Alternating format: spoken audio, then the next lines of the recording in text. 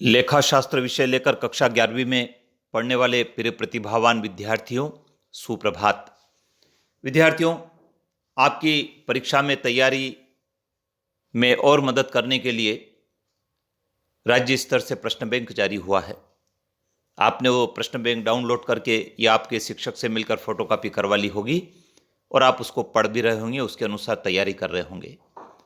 कुछ विद्यार्थियों ने मुझे कमेंट्स करके बताया है कि लेखा शास्त्र विषय में जो सवाल हैं उन सवाल के हल उनको चाहिए। तो विद्यार्थी, मैंने आपकी सहायता के लिए, आपकी परीक्षा में मदद करने के लिए और आप परीक्षा में सही कर आए, इस बात को ध्यान में रखते हुए लेखा शास्त्र के सवालों के हल बनाकर आपको इस वीडियो के माध्यम से प्रेषित किए जा रहे हैं। विद्यार्थियों, आप इनको स्वयं हल करके देखें, जिससे कि आपकी प्रैक्टिस भी होगी और आप परीक्षा में इनको सही भी कर पाएंगे। और मैं तो आपसे ये भी कहूँगा कि इसी प्रकार के आपकी किताब में और सवाल हैं, उन सवालों को भी आप छुड़ाएं, जिससे कि आपकी बेहतर प्रैक्टिस हो। आइए जानते हैं क्या है सवाल। विद्यार्थियों, साधारण रोकड़ बही पूछी है और ये सवाल देखिए, आपके पास प्रश्न बैंक होगा, उसको खोल लीजिए। हस्तस्थ रोकड़, हरि को नगद भुगतान किया, नगद माल खरीदा, अमित से प्राप्त नगद माल बेचा और मनीष को भुगतान किया। विद्यार्थियों, आपको बताना चाहूँगा, रोकड़ बही में नकदी लेन देनों का लेखा होता है। हम देखते हैं यहाँ पर रोकड़ बही सिंपल कैश बुक पूछी है, तो सिंपल कैश बुक में 2 पक्ष हैं और प्रत्येक पक्ष में 5-5 कॉलम बनाए गए हैं। तो इस प्रकार से कुल 10 कॉलम बनाए गए हैं और सबसे पहला लिखा है हस्तस्थ रोकड़ और यह है 12,500 रुपये। तो हमने रोकड़ का जो शेष होता है वो डेबिट शेष होता है। इस सिद्धांत के अनुसार सबसे पहले डेबिट में लिखा है टू बैलेंस BD और यह है 12,500 रुपये। यह हमारा कैश इन हैंड था। 4 नवंबर को हरि को नगद भुगतान कर दिया है। जितने भी भुगतान होंगे क्रेडिट में आएंगे बाय हरि। इसी प्रकार से नगद माल खरीदा है। विद्यार्थियों, नगद माल खरीदते उसको भी क्रेडिट में लिखते हैं, बाय परचेस अकाउंट। अमित से प्राप्त हुए, प्राप्तियां डेबिट में लिखेंगे, टू अमित। और नगद माल बेचा है, जितने भी नगद सेल्स होंगे उनको डेबिट में लिखेंगे, टू सेल्स अकाउंट। और मनीष को भुगतान किया तो पेमेंट है, इसको क्रेडिट में लिखा है 590 रुपये बाय मनीष।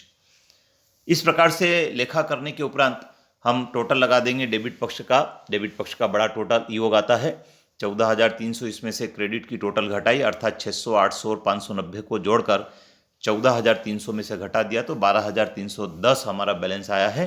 ये हमारा उत्तर है। इसको हमने अगले माह की 1 तारीख को लाकर छोड़ दिया है। तो ये इस प्रकार से विद्यार्थियों साधारण रोकड़ बही है, लेकिन मैं आपसे कहना चाहूँगा कि आपकी किताब की इसी तरह के और सवाल छुड़ाएं। और देखते हैं विद्यार्थियों, हमारे प्रश्न बैंक में क्रय वापसी बही का भी एक सवाल पूछा है, परचेस रिटर्न बुक। तो परचेस रिटर्न बुक में ये सवाल है, राजवीर ब्रदर्स को माल वापस किया है, पिरायण कंपनी को माल वापस किया है, सुनील एंड कंपनी को वापस किया है। विद्यार्थियों को ये जो 10 शर्ट पीस है 100 रुपये प्रति पीस, इसका गुणा करने में परीक्षा में गलत होने की संभावना रहती है। तो आप इसकी प्रैक्टिस करेंगे तो परीक्षा में आपका सही भी होगा।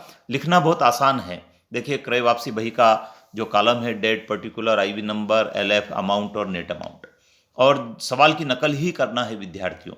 लिखा है राजवीर ब्रदर्स 10 शर्ट पीस है, 100 रुपीज़ पर का है। इसी प्रकार पिरायण कंपनी को माल वापस लौटाया, 5 साड़ीज़ है, 400 पर की है। और सुनील एंड कंपनी को लौटाया 2 पैंट पीस है, 300 रुपये प्रति के हिसाब से। इस प्रकार से ये लिखा है और इसमें योग लगा दिया है। अगले सवाल की यदि हम बात करें तो विद्यार्थियों खुदरा रोकड़ बही पूछा, लघु रोकड़ बही, खुदरा रोकड़ बही, पेटी कैश बुक। तो ये जो पेटी कैश बुक, उसका सवाल इस तरह से आया था कि अग्रिम राशि दी है 5,000 रुपये, लेखन सामग्री पे 1,000 खर्च किया है, बस किराया दिया 120 रुपये, ढुलाई व्यय दिया 400, टैक्सी किराया चुकाया 800, आकस्मिक व्यय दिया है 900, डाक व्यय 800। आपका प्रश्न बैंक खोल लीजिए, उसमें ये सवाल दिया है। विद्यार्थी, आपको बताना चाहूँगा, खुदरा रोकड़ बही का यह जो सवाल है ये हमने अग्रदाय प्रणाली के आधार पर आपके लिए किया है। अग्रदाय प्रणाली का मतलब ये होता है विद्यार्थियों की जो लघु रोकड़िया होता है, उस लघु रोकड़िए को खर्च करने के लिए, व्यापार के छोटे छोटे व्ययों को करने के लिए एक निश्चित रकम अग्रिम दे दी जाती है। और ये जो अग्रिम राशि दी जाती है इसको फ्लोट कहते हैं।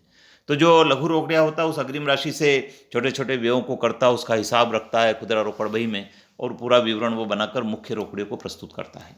तो हम देखते हैं यहाँ पर जो कॉलम बनाए हैं विद्यार्थियों, बहुत सारे ऐसे हमारे विद्यार्थी हैं जिनको ये कॉलम बनाने में कठिनाई आती है कि क्या क्या कॉलम बनेंगे। तो कुछ कॉलम तो फिक्स होते हैं, लेकिन कुछ कॉलम व्यापार में जो व्यय किए उनकी प्रकृति के, उनके नेचर के आधार पर बनते हैं। तो हम देखते हैं यहाँ पर जो स्थायी नेचर के जो कॉलम है उसमें अमाउंट रिसीव्ड हुआ है, CB नंबर है, डेट है, इसके अलावा पर्टिकुलर है, आईवी नंबर है, एलएफ है, टोटल, ये तो कॉलम फिक्स है। लेकिन बाकी कॉलम कौन कौन से खर्च किए उसके अनुसार बने हैं। कई बार कुछ व्यय एक ही नेचर के होते तो उनको हम एक ही कॉलम में लिख लेते हैं। जैसे स्टेशनरी का और शाही का व्यय आ गया है तो एक साथ उनका हो जाता है। आप अलग अलग भी बनाते हैं, कोई दिक्कत नहीं है उसमें। अब देखते हैं हम, अग्रदाय प्रणाली है तो अग्रिम राशि दिए 5,000 रुपये तो अमाउंट रिसीव्ड लिखा है और 24 जनवरी को लिखा और टू कैश अकाउंट लिखा है।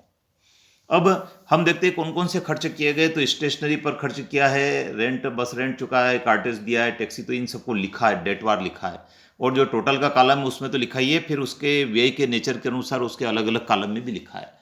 विद्यार्थियों, कई बार ऐसा भी होता है कि एक ही तारीख को एक से ज़्यादा प्रकार के व्यय हो जाते हैं, तो फिर उसी तारीख में जो व्यय हुए हैं वो संबंधित कॉलम में लिखकर उनका टोटल वाले कॉलम में लिख देते हैं। चूंकि यहाँ पर 24 तारीख, 25 तारीख को, 26 तारीख को एक ही प्रकार के व्यय हुआ था, तो जो व्यय संबंधित कॉलम में आया वही टोटल में आ चुका है।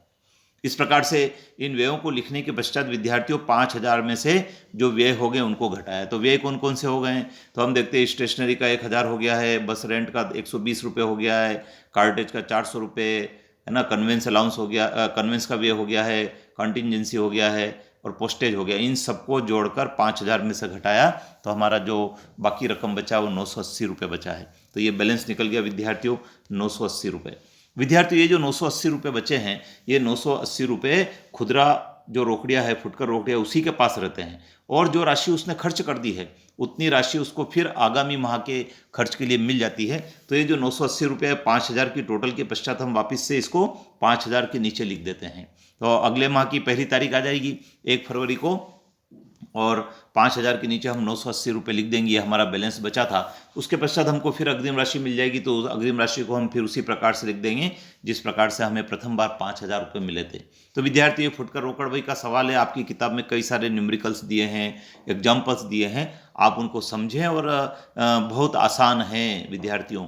यदि खुदरा रोकड़ बही का सवाल आता है तो आप परीक्षा में निश्चित रूप से सही करेंगे।